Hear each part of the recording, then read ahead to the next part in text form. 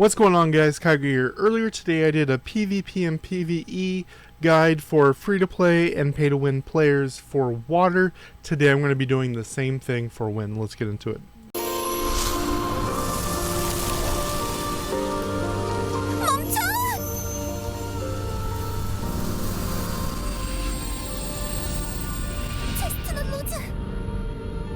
반드시 돌아오게 하겠어.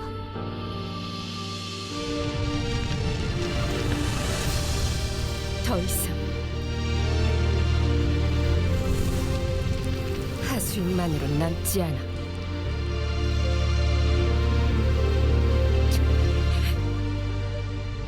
이제부턴 나를 위하여 오로지 나만 깨어있을 뿐. 멈춰.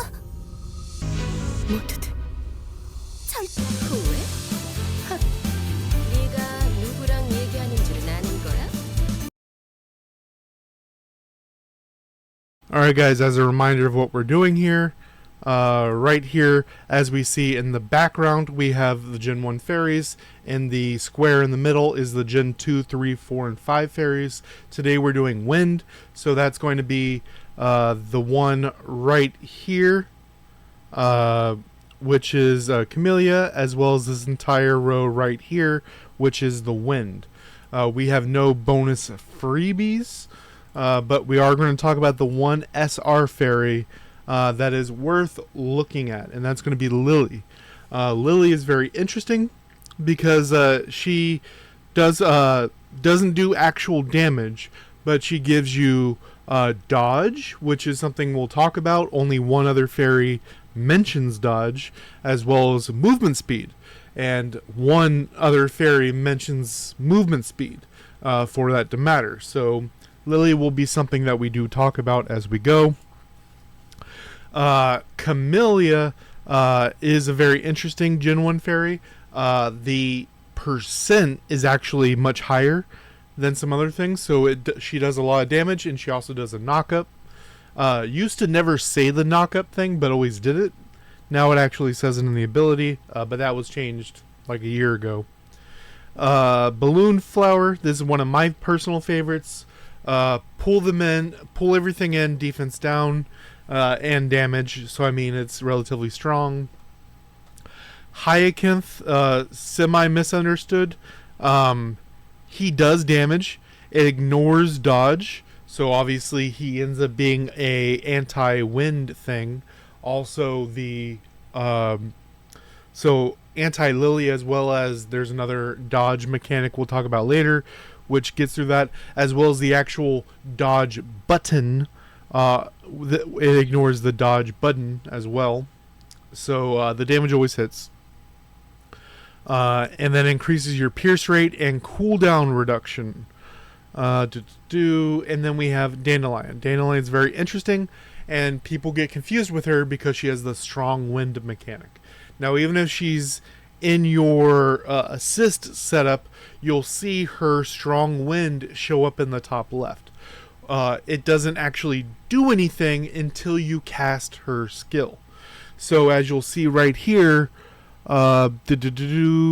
character gets strong wind for 6 seconds, deal damage.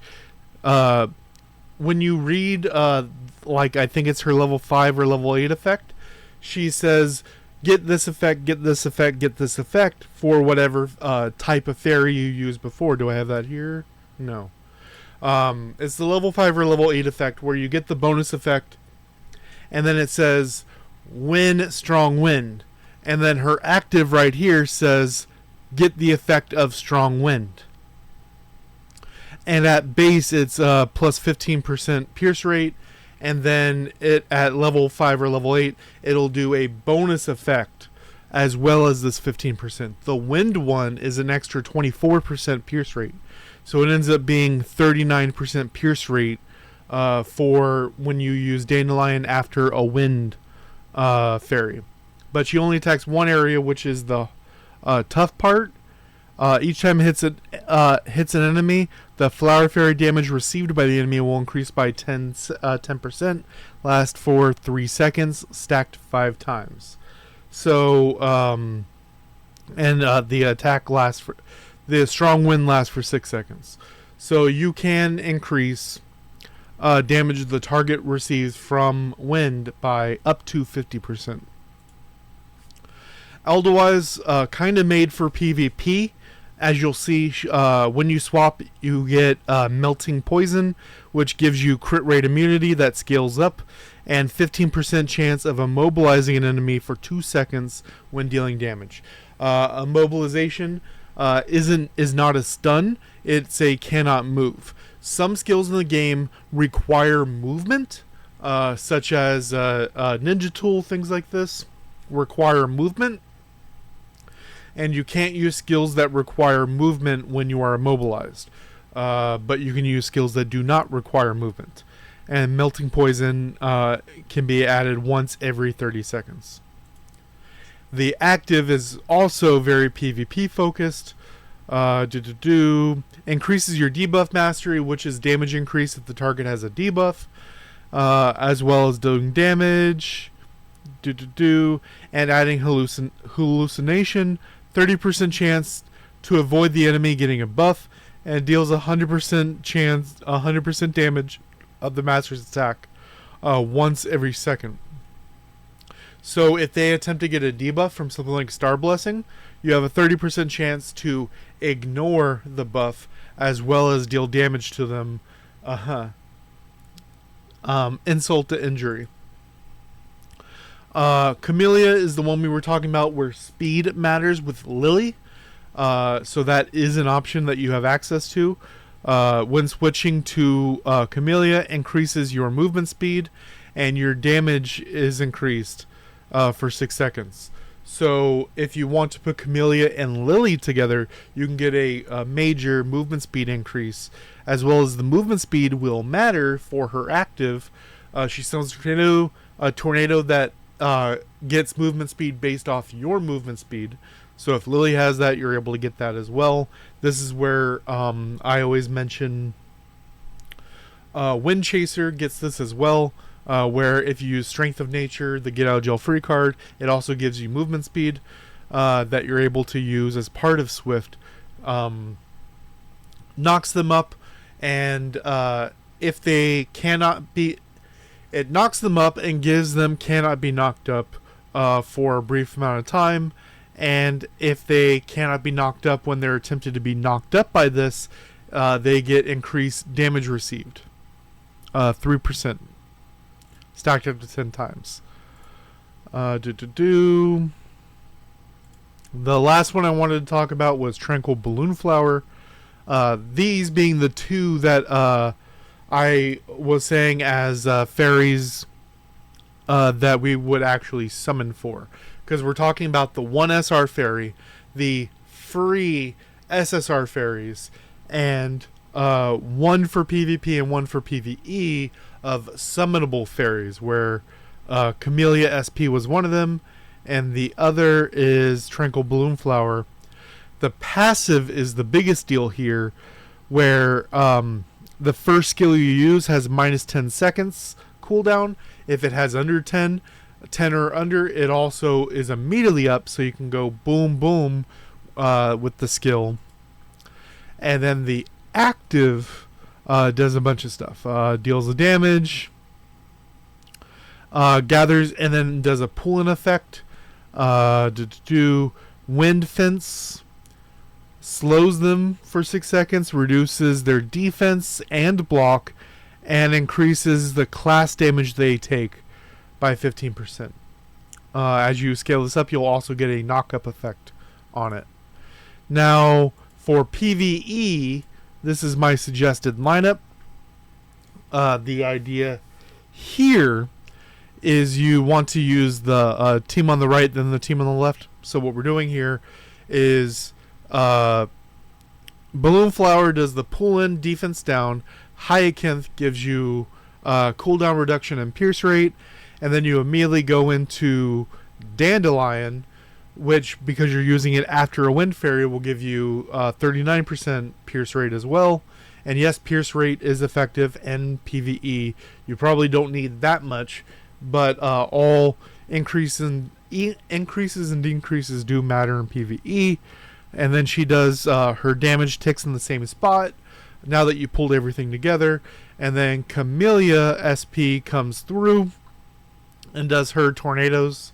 That also, these two are a wonderful duo for PvE. Because this can increase damage received by up to 50%, and this can receive damage received by 3% per stack. Then PvP, remember this is the one that is the summonable one for PvE, and for the PvP setup over here, we have something very interesting going on, and that is, so these two work really, really well together. Sort of a pull effect, and then reduce all their defenses, as well as increase the damage they take from your class skills. Then we follow that up with the knockup from Camellia. Those are very, very good together, but ideally we would start with this side, and that's going to be Hyacinth.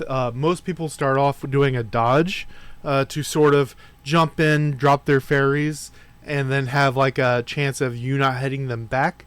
But Hyacinth ignores this. He ignores dodge. So he's the first one you want to use with just how people normally start fights. He's going to be very, very good at giving you that cooldown reduction, pierce rate, as well as the damage that ignores their dodge. And then we're going to go with Eldewise. Eldewise is here because her passive gives us that...